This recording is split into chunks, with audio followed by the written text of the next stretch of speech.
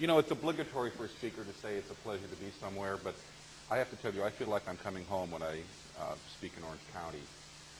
Even though I grew up in Northern California, both in the Bay Area and in the Sierra foothills, Orange County has resonated with me for my entire life.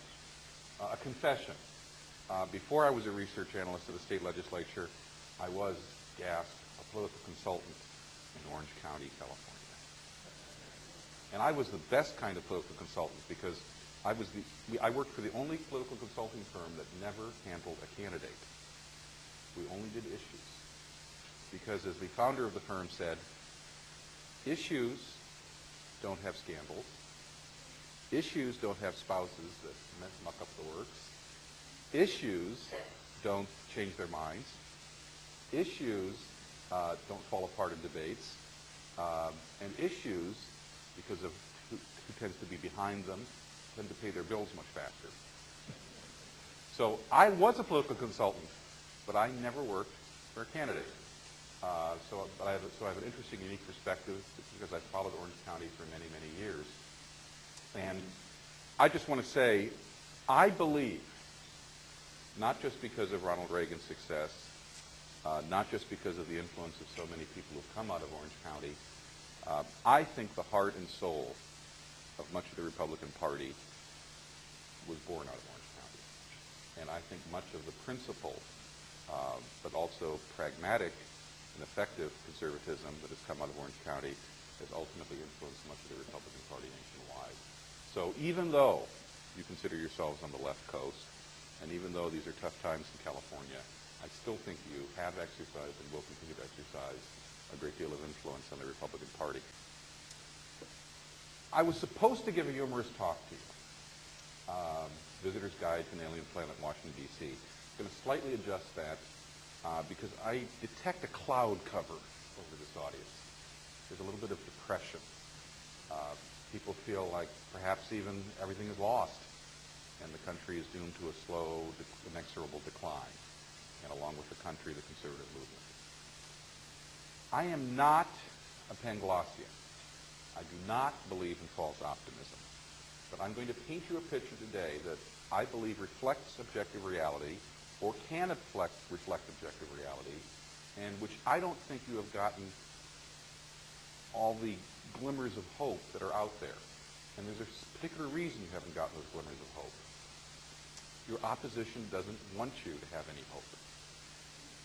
My colleagues in the mainstream media, my colleagues in the mainstream media, and I can say this with complete confidence, they know that the easiest way to win a battle, the easiest way to win an election, is not to have an effective opposition. How do you make sure that your opposition isn't effective? You demoralize them.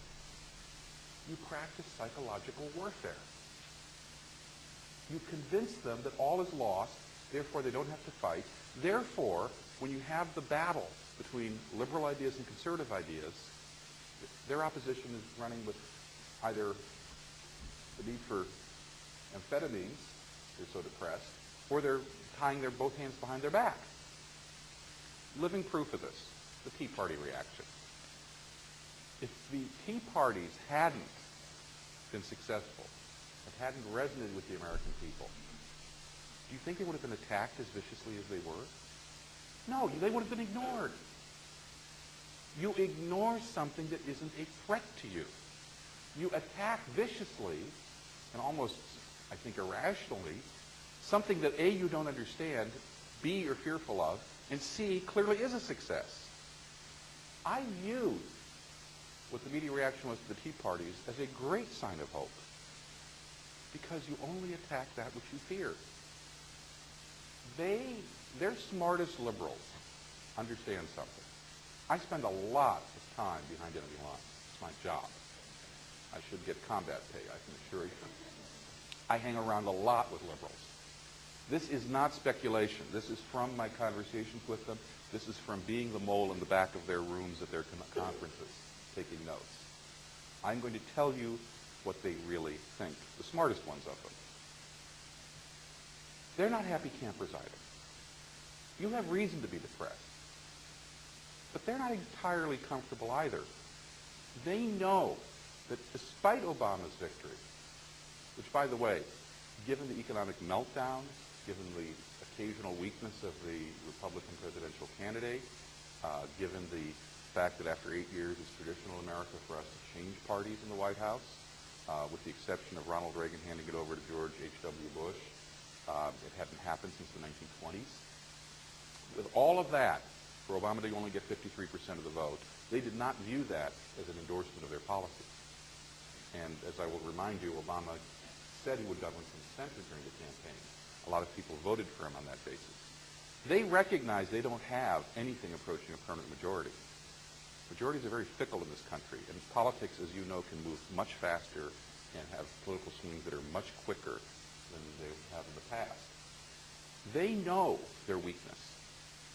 They know that they could be swept out of office if mistakes are made. So, what's their response? Their response is to practice psychological warfare on you. It's all over. The Messiah has governed. The Messiah is enormously popular. Look at his popular approval numbers. What they never tell you is what the approval numbers of his policies are, which are significantly lower. He is a genuine political phenomenon. He is attractive. He is well-spoken. He can be inspirational, especially with his friend teleprompter. By the way, Barack's teleprompter now has a blog. You should go look at it. Just Google Barack's teleprompter blog. It is hilarious. He is an amazing political phenomenon. And people want to have hope in our president. We want him to succeed. So his approval ratings are high. They're about 60%. Approval of his policies are slipping into the 40s. So what's their response? Simply declare over and over again, the Republican Party is dead, the Republican Party is leaderless, and if you do have a leader, his name is Rush Limbaugh, even though you never elected him to anything, and he didn't anoint himself to be anything other than what he is, a talk show host. It is clear what they're trying to do. Discredit your opposition, divide your opposition, distract your opposition, which is why I view, despite the fact that I like her personally a lot, I believe Meghan McCain is a weapon of mass distraction unleashed on the Republican Party. And there are various other people that they're trying to discredit. So I know what their game is all about. They know it's easier to win if their opposition is divided and demoralized. The greatest generation, we always are told the greatest generation stepped up to the plate and they did what was needed. Some were brave, but most just did their duty. Most just went to work. And most just tried to do their little bit to help this country.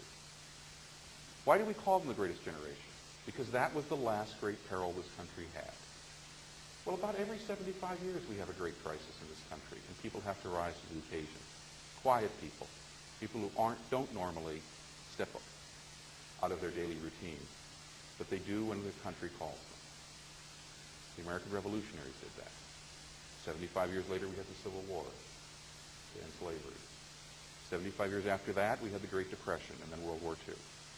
Well, it's been 75 years since the Great Depression and World War II.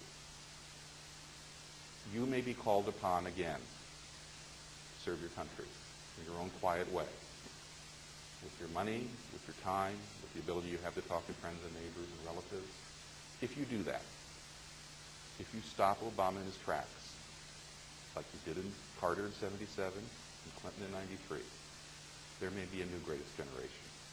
That may be you. You may have pulled off the greatest challenge of all. A president who is trying to change this country with the entire media, with a couple of exceptions on his side, and an enormous, enormous propaganda machine behind him. But so too did Jimmy Carter, and so too did Bill Clinton. You beat them then, you can beat Obama now. And if you do, I think you will go down in history as the next greatest generation. Thank you.